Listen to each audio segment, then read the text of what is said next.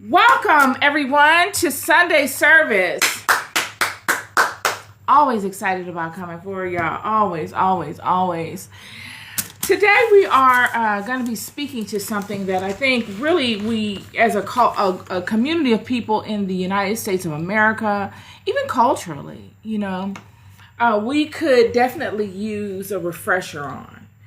And I want to speak to the children of Israel and their captivity in Babylon.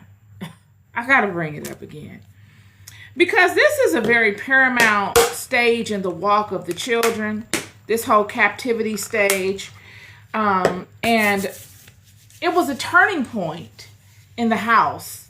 The children, already had tremendous problems amongst one another and aligning to the will of God. But once they went into captivity, it really contaminated things. The whole Babylonian captivity aspect of things really did a number on the redirection of many of the activities of the people. But I'm going to get deeper into that, but I want to invoke the Spirit of God to first assist me. I ask God to assist me in the conveyance of His Word so that I'm on point and I stay on track. So let's begin with that.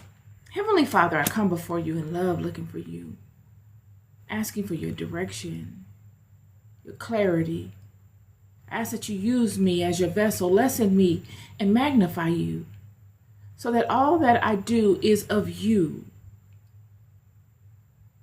I humble myself before you in love. Bind up all energies that are in this space or surrounding this space that are not conducive to the highest and the greatest good that you choose to do through me in this space today. And in love, I come before you, thanking you for all that you are, all that you have been, and all that you will always be. Amen. All right, so again, we're going to speak to the Babylonian captivity. A lot of the problems going on in the world today have to do with this change amongst the children. The children have not rebounded from this. This would be a monumental scattering of a powerful people, a blessed people. It would be as if God would give these people over to nations to teach the nations of God. It will be God's way of saying, on one hand, I'm going to put you on timeout and punish you. And on the other hand, I'm going to give these people access to you. I'm going to give them the ability to partake of my goodness by way of you. I'm going to see how these people really feel about me by way of what they do with you. And then in the end, I'm going to pull it all back together again. For you. Because in all of these things that I'm doing, making you go into captivity and humbling you and making you serve these people and then allowing these people to partake of the goodness that you offer them in whatever capacity within the parameters, the laws that I've given them, even though I know that they're going to break them, I'm going to allow them to do it, all so that they owe you. They're going to owe you, friend.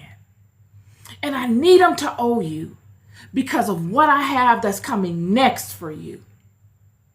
They're going to owe you in such a monumental way that whatever blessings that I have in store for you are legitimized by way of all you walk through because of these people.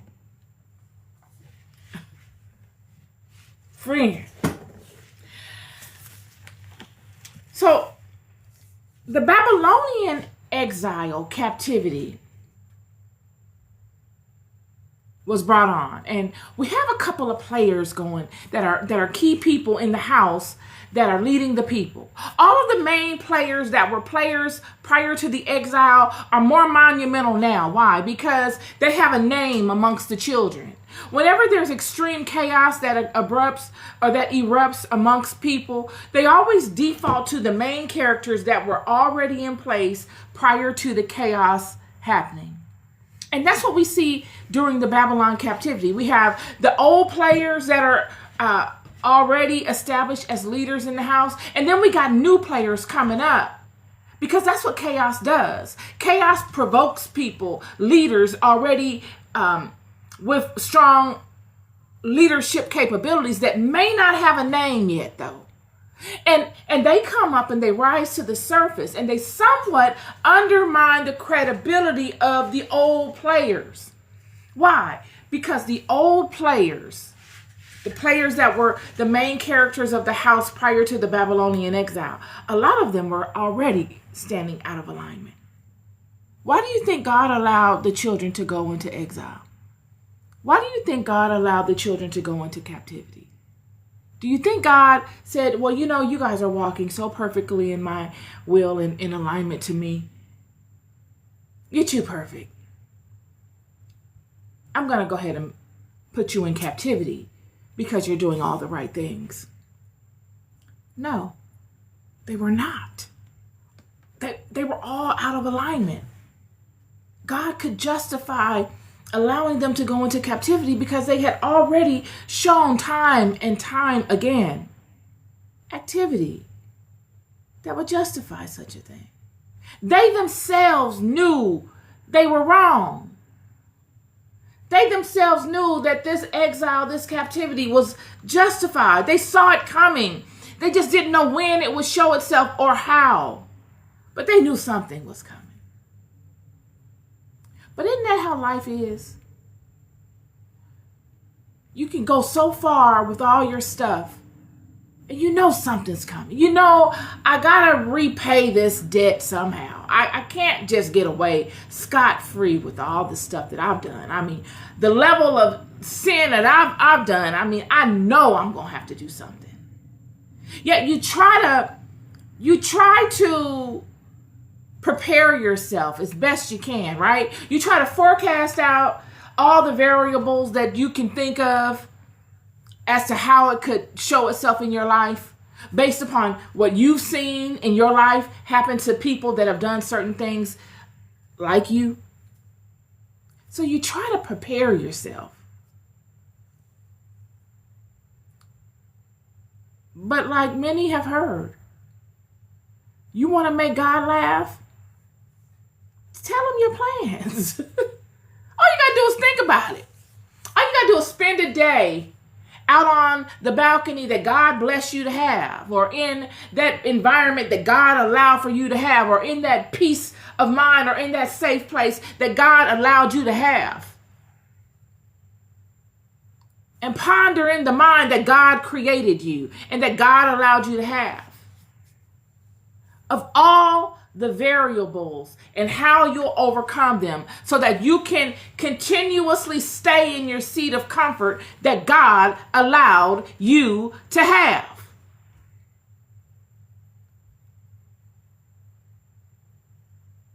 God says, I see all your plans, but we're not going to do that because I got a different plan. And that's the conversation that I have for you today.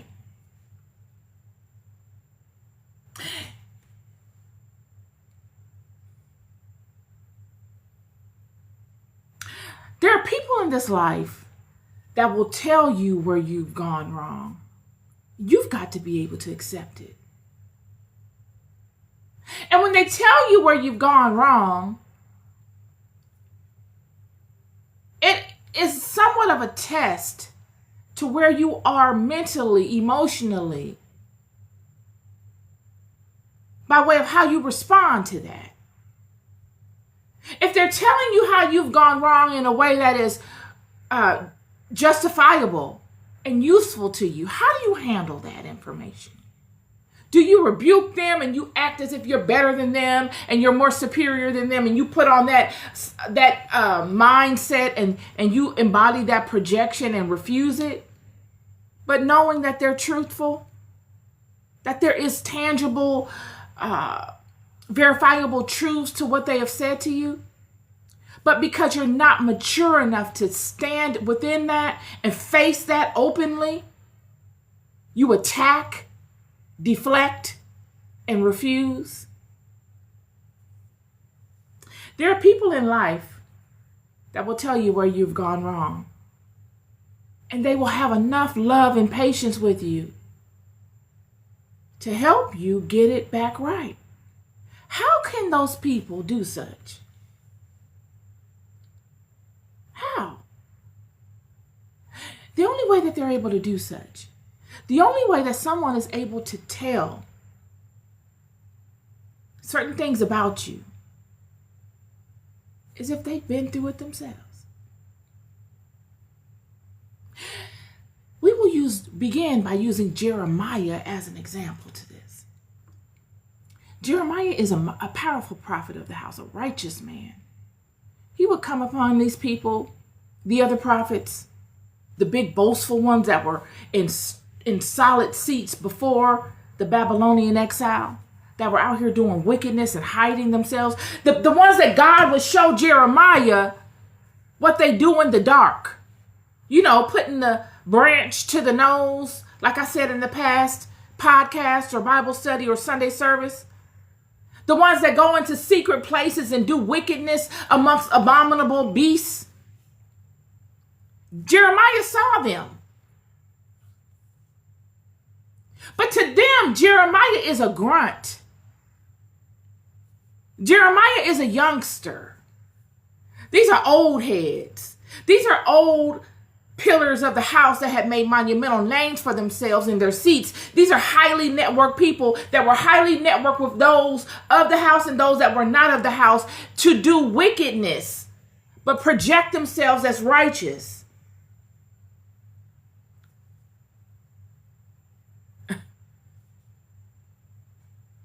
And Jeremiah is being used by God in a monumental way. Not initially.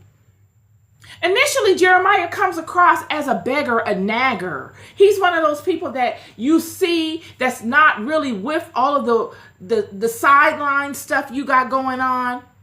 You know, all the sideline relationships you have so that you can capitalize on your seat in the house as a prophet.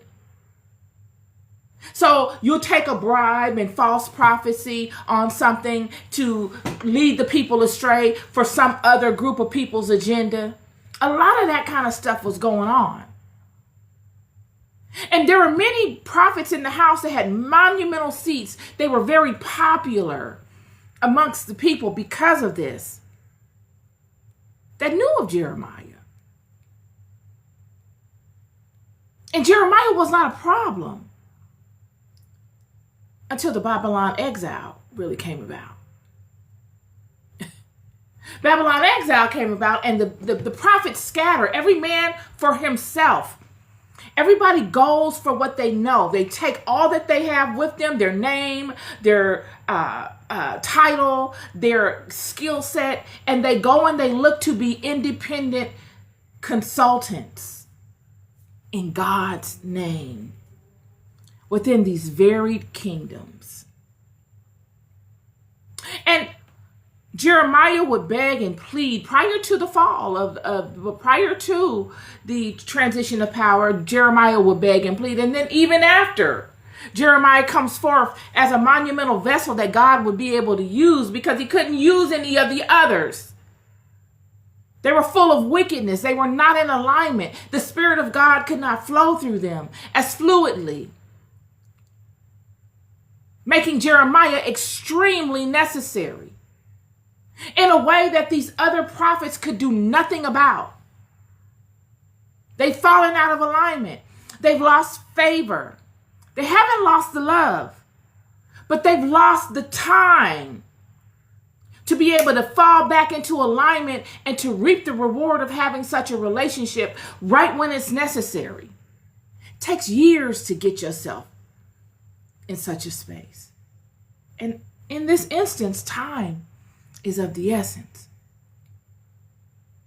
So Jeremiah comes forward and he's telling these people things that he's getting from God as to how long this exile will last, what the children should do while they are in exile, what they shouldn't. And he's being contended by two individuals that are telling the children other things that are not truthful. And these people come and they negate Jeremiah and they're using their name. They're using how popular they were amongst the children, even though they were wicked, false prophets. Smoke and mirrors, no substance. Surely they had risen in ranks that God allowed them to rise within, using all of God's stuff, but they had turned their back on God a long time ago. And all they were doing was floating within that particular system, placating as if they are having a relationship with God, but using God's system and doing wickedness behind the scenes. And Jeremiah, they want to get rid of Jeremiah now. They know the problem. They know just what I told you, that they're not in alignment. And God is starting to show rebuke and retribution upon all that are out here playing around. It's come to the time where God is saying it's time to pay up. It's time to reconcile the books. But he doesn't do it in a way where he comes down and he has a court hearing and he says, okay, everybody come and I'm going to condemn you, Josiah. I'm going to condemn you, Shemaiah. I'm going to condemn you, all X, Y, and Z. He doesn't do it that way. He lays out an experience. He makes everybody uncomfortable.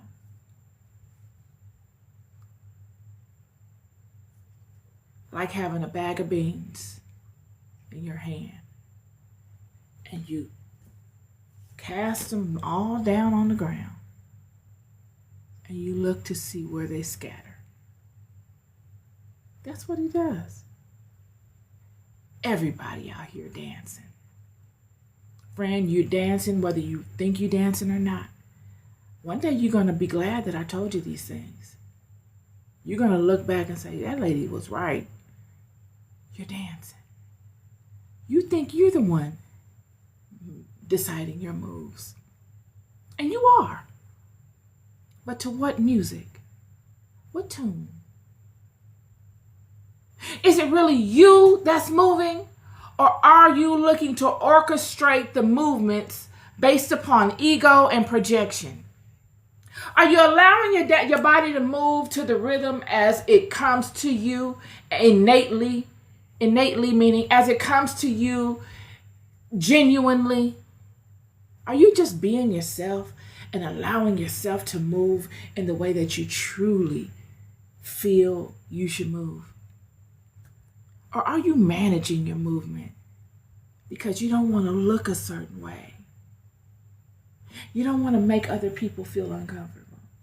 You don't want people to see you dance like that. You want to dance in a way that looks cool because you want to be cool. So you have all of these limitations that you put upon the flow that God is provoking you to move within, altering the will of God because you want to be popular. You want people to like you. Meanwhile, Jeremiah is out here moving fluidly in the way God needs him to move. And because of that, these prophets that were already in place and that had held very strong seats and had very strong relationships and had very strong names amongst the community at one time, prior to all of this chaos, they want to get rid of Jeremiah. And they're using the fact that Jeremiah is moving in ways that God is provoking him to, and they are denying it. They're using this against Jeremiah. They're trying to say Jeremiah is crazy. Yeah. They're saying Jeremiah is out here false prophesying. He's telling lies and misleading the people. And that all of the things that he's coming forth and telling the people are because he's crazy. when it could be nothing further from the truth. Jeremiah is holding it down on so many different levels. You've got to understand what we mean by prophets. We're talking about people that know how to move in the world of spirit fluidly. They understand the dynamics of spirit. They know the sciences of spirit. They know the language of God, and they know how to communicate. And if you know the language of God and you know how to communicate to God, then everything that is beneath God, you know how to communicate with as well. It gets no higher than God. So if you're doing all of these things for God, in the name of God, as an ordained prophet of God, then you've got dominion. Well, you've got dominion beneath these things, beneath the things of God regardless. But you know how to maneuver within those sub-levels, the angelic realm and the demonic realm, and all realms in between. This is what Jeremiah is up against. He's up against his own brethren that have just as much spiritual prowess as him. Jeremiah is not handicapped. Jeremiah is not somewhere scared of these people. All Jeremiah is frustrated with them. He can't overstep his boundary and make them do his will. They must be in agreement with Jeremiah in order for them to be on the same accord.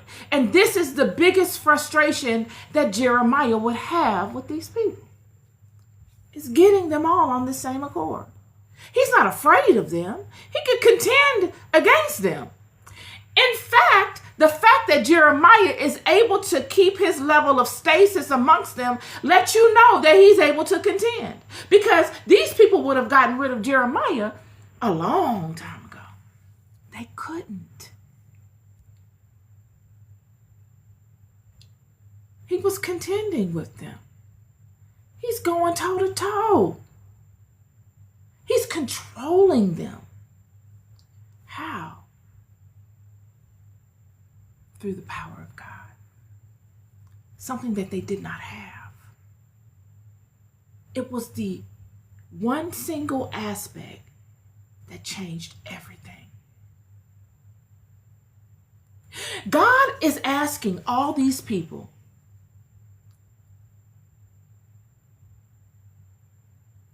just as I gave you the bean analogy of having a bag of beans in your hands, think of that bag of beans as these people. In a lot of ways, think of the bag of beans as me and you, the world today. God says, he throws the bag of beans on the ground. And he sees where they scatter and where they land. But think of the beans as being enlivened, where they can move. After they hit the ground, what do they do? This is what God is looking to see. And there will be some that allow the Spirit of God to lead them. They will humble themselves as one would do if they were floating in a river on their back. Instead of trying to fight the current, they just relax and let it lead them and trust that wherever it leads them is where they need to be. That they will not drown, that they have enough insight into their own creation and how to control it, to not let the water in their mouths or in their noses, and to stay limp enough to allow the current to move them in the process. This is the dance.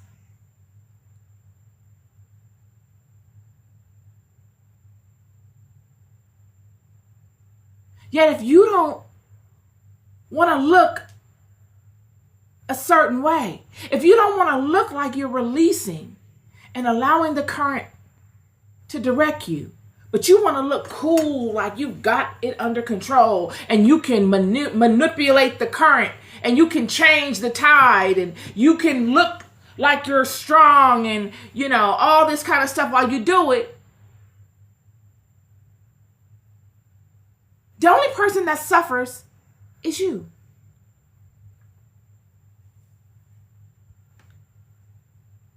This is the dance that God has cast upon all of these people. It is not to condemn these people for past mistakes. This is what God is showing me. It's not to condemn the people in your lives for past mistakes or past activities. It's for one to come from amongst them that has maybe even been cast in certain seasons of their lives that provoke them to have to dance by way of those people. Those people could have been the catalyst that cast you into your season of having to dance.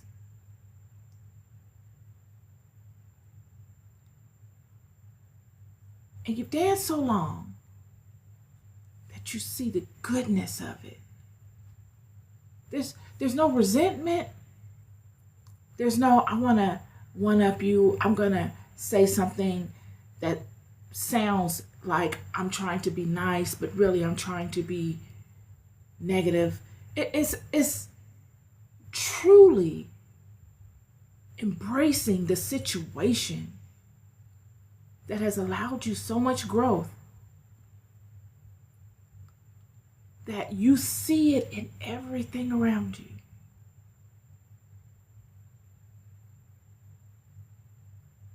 And that spirit that provoked it, those personality clashes and all of that kind of stuff, you see it for what they are, as distractors. And you push them to the side. And you say, I got something that your personality will not clash with. I got truth. And most importantly, I've got love. And I have been where you are. You're not so great that nobody has walked the same path as you. You're not. But you know that. I walked it too, friend. And what God wants to see of you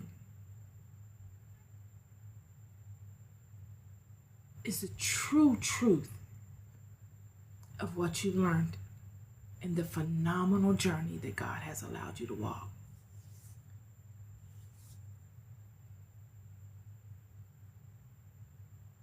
Not the fake truth, not the pomp and circumstance, but the facts, the foundational facts of all that you've experienced in goodness. We see this all throughout the Bible, not just Jeremiah. We see this with David and Saul. Prime example. Saul was king. David was a little shepherd boy, nobody. Yet Saul had gotten comfortable, corrupted by all the comforts that came from God choosing him and establishing him. Because Saul was just a nobody as well, prior to God choosing Saul and putting him in a seat of power. Saul was chosen, just like these prophets were all chosen to be a middleman between God and the people, to help the people. all of these people were selected as representatives of or conduits between God and the people. But because they had these seats for elongated periods of time, the blessings of God, the power of God is so monumental and majestic.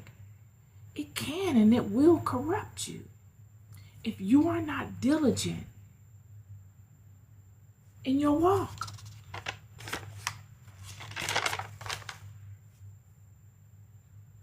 If you don't keep yourself in check, if you are not honest with yourself by constantly checking yourself by way of that central axis, your relationship with the divine within you, it will corrupt you.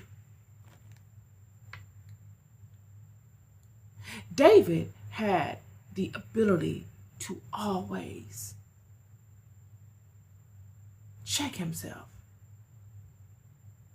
Even when he sinned, he was able to openly acknowledge it, show humility to it, and correct himself. But what we find is that many don't do such. Saul was not able to do it. He felt as if he had created such an image, a projection between he and the people, that he honored the mask more than he honored the truth. He allowed the mask to be the central theme of his leadership. But the mask was not him. The mask could be snatched off and stepped upon and ground down into dust. And then who do the people have? Do they even know who you are? And God will say, I'm going to make everybody show me who they are. And in you showing me who you are, you show each other. Because I reside in each and every one of you. And when the beans hit the ground and you get to moving around and you become scattered and you don't have your mask and your seat of power and all of the things that you felt made you great are up in the air, who are you? Who do you default back to? And do the people that once corralled around you in your name, when your name would be stated, do they still corral, or do they micromanage you when they see the cracks in your projection? No matter how eloquent and how much you practice it, they still see the underlying break in the projection. Based upon current timelines, surely that was great for a season, but you have decided not to evolve. You're still stuck in that season, and that season didn't have to be that long ago. But God has a very interesting way of speeding things up while keeping certain things the same. And you see the break. And people began to wonder, I don't really know who is this? There's really nothing there that makes me feel like I'm aligned to this. That past season when you thought that you were king and you could openly tell people that you were king and that they were beneath you has come and gone. At a time they would accept it and say, oh yeah, that's just the way that is, because that's who she is, and that's what they do, and that's who he is, and that's what they do. But now it's offensive. It's another season. You have no fluidity in that. You only think that's you. There's no humility. There's no I am of you also. We're the same. I'm just like you. It's always, I'm nothing like you, and you are beneath me, and I'm nowhere near your category. I'll step on you. You're not honorable to me. I don't respect you, kind of thing. Saul.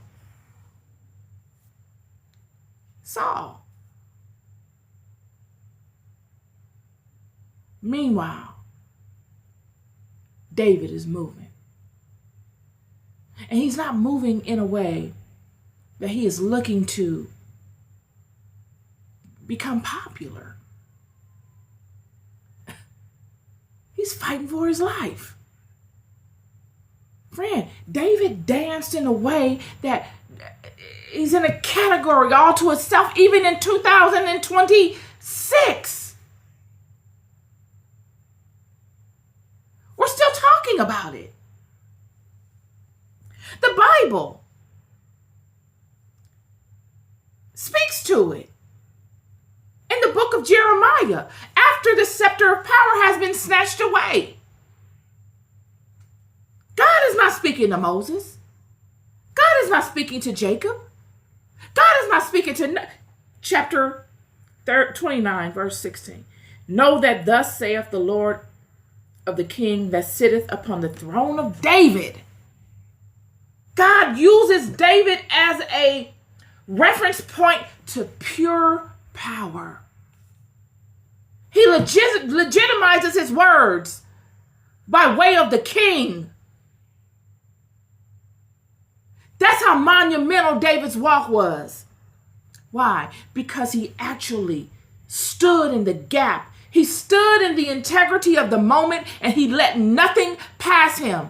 He completely engulfed himself in the moment, and he got everything from it. He danced a strange dance. The oil that David excreted was the rarest oil you will find.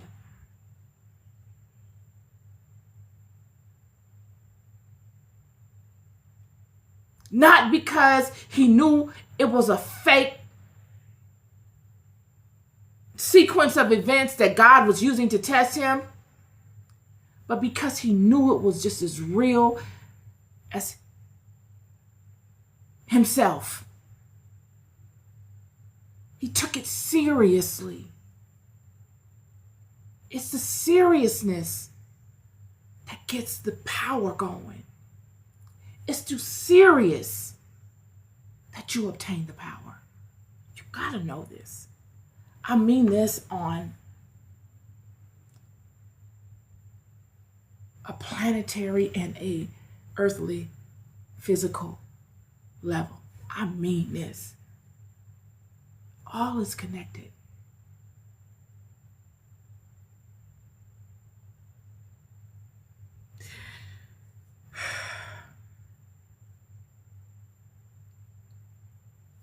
God would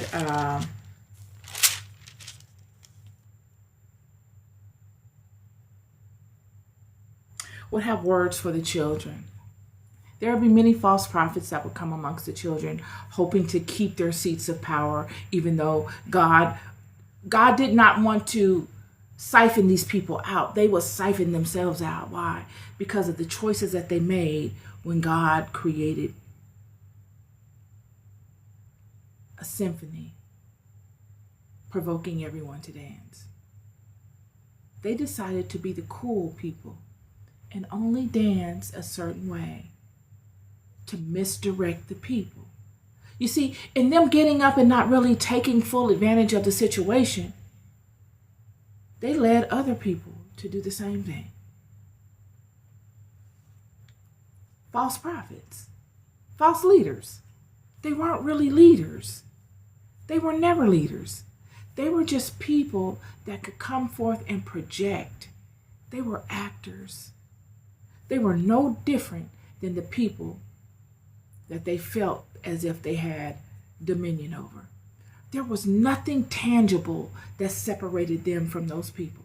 They hadn't ascended to any great heights internally. They had not done any real work that allowed them such dominion. They were granted dominion by relationships with other people. Surely, in God selecting them and allowing them to have the green light to move within these environments and to have such seats, God expected them to be able to tap in to that portion of themselves. So that lets me know that they had it within them to do it. Less God would have chosen somebody else. But they didn't do it. They used their free will in a way to decide not to allow that water to flow in that direction. And now that God has been able to see that,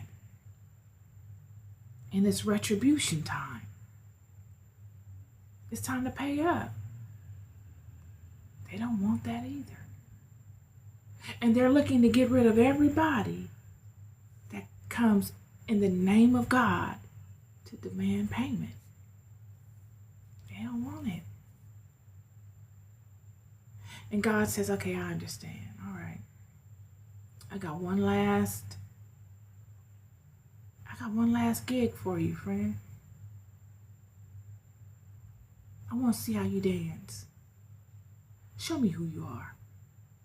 I know when you come and you pray to me and you ask me for forgiveness and you ask me for more time so you can get it together and repay this debt. I want to see you show that aspect of yourself openly to my people. Don't just show it to me in your secret hiding place. Make that be your projection. Because in you doing that, you teach others. Yet in you projecting all of these falsehoods and this divide and negativity and all of these wars that you're creating within my own house amongst my own children, which is your own brother and sister, because of your own fears, I will not accept it. Saul used all God's stuff. His seat that God gave him, all of the resources and riches that were of God's, that Saul would never have had it not been the seat God gave him. All of the influence and all of the power that God gave him because of the name that God made for him, because of the seat that God gave him. Saul would use all these things to entice the innocent people of the house to hunt an innocent, God-loving man for nothing outside of his own fear. He turned the house against itself, all because of his own fear. Me, me, me. And this is what got Saul the reward that he got and all associated with him. Remember, none was left from Saul's house except for Mephibosheth, who was crippled, living in Lodabar. He's living in the poorest place. I'm talking about the slums. David said when he went and sent for Mephibosheth and put Mephibosheth up and allowed Mephibosheth to eat, David said he allowed him to eat off his plate. That's what it said. That means that whatever David's sons ate, Mephibosheth ate. And he still couldn't leave that raggedly mindset. He was engulfed in it because why? He was born in that. That goes to show that what God did to Saul undercut the credibility of Saul's entire vine.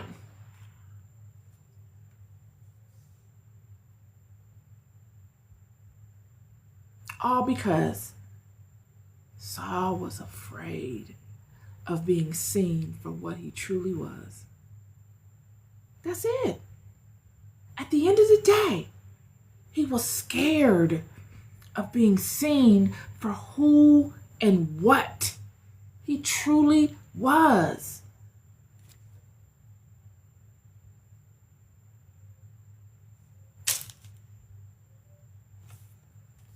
Jeremiah chapter 30, 30, verse 14.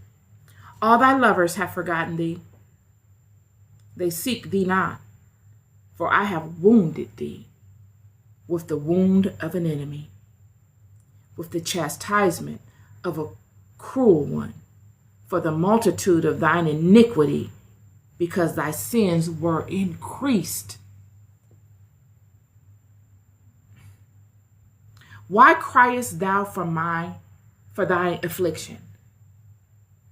Thy sorrow is incurable for the multitude of thy iniquity, because thy sins were increased. You didn't stop. You look for what, instead of humbling yourself and saying, let me stop this. Let me show God that I really mean what I say and that I really love him. I'm so thankful for all that he's done for me. Let me seek him just like I seek devious and wicked ways of trying to cover up all of my iniquities. Instead of that, you decide to try to conjure a new mask, more ruthless than the one before. You'll own your sins and make them and project them to people so that people fear you. Sins that you wouldn't own in the past, you'll own now, and project them to people to hope that they fear you. You're doubling down on the wickedness. And God said, because of that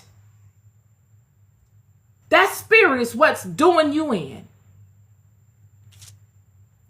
Why criest thou for thine affliction? I don't want to hear anything you're talking about regarding your affliction, friend. Thy sorrow is incurable for the multitude of thine iniquities, because thy sins were increased. I have done these things unto thee.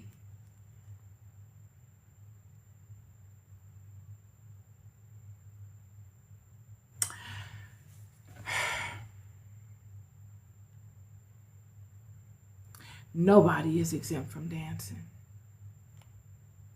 I don't care how cool you think you are. I don't care how networked you are. God could care less, friend. It's all smoke and mirrors to God. It's something to you, but it's smoke and mirrors to God. God is not a man that lies. God is not a spirit that compromises with other people. God does not honor the things that men and women do.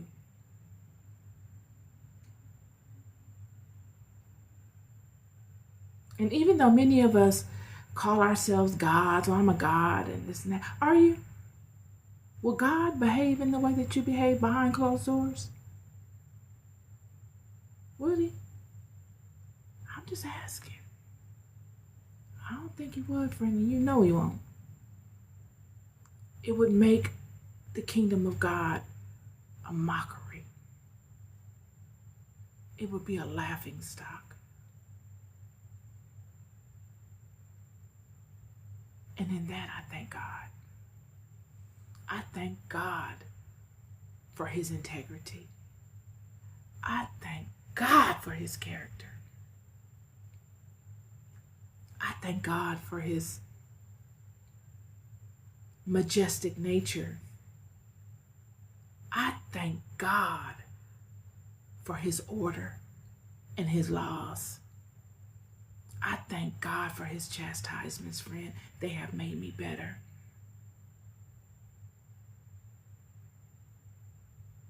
For if it were up to men, especially men that claim to be gods, if God adopted, or even, not even adopted, if God inherently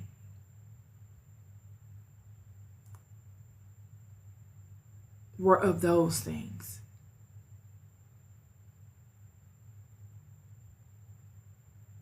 What a pathetic place to be living. What a pathetic existence this would be. Honestly, no shade. It's something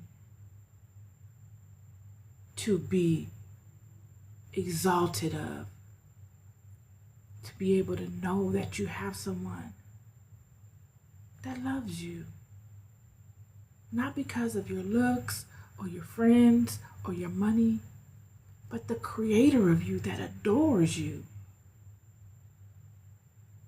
That don't have nothing to do with none of that, but that is all of that.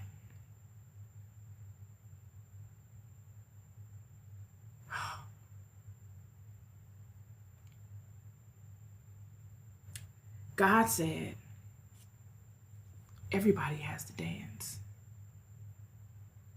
Now, whether you get out here and you fake dance like I've been talking about, or you really get after it like David did, and you take in the moment, you grab the moment, because right now is a moment, y'all. And you watching somebody else's moment distracts you from yours. It's your moment to get out here and not do it like somebody else, but to tap in to that little person that has been with you all along and remember what he or she was about, and use all of your grown intellect and experiences to bring that little person up to you and stand in that. Lead with that, the truth of that. In whatever capacity that is in, because whatever capacity that's in, friend, is righteous. That is the purest aspect of yourself. And to stand in that and to lead with that is what you were created to do. This is my word for you today. Anything outside of that, I've already read it to you. You can go from chapter 30 to chapter 33. That's how God laid it out. 3, 3, 3. Jeremiah. You're loved more than you'll ever know. I'll never stop telling you. Be good to yourselves and be good to one another.